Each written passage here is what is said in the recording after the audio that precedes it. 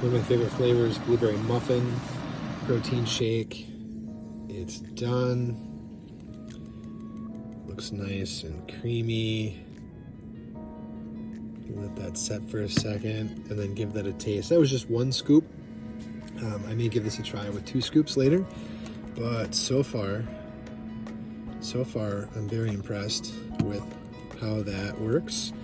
You charge it up and supposedly this battery will last quite a while. So this is the first run. Unboxing was pretty sweet. Saw some of that.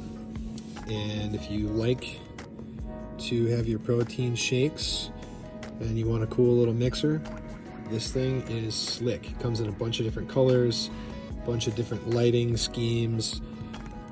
I don't know. I'm enjoying it. Check it out. I'll have a link down below. You can go through if you want to check that out. Thanks.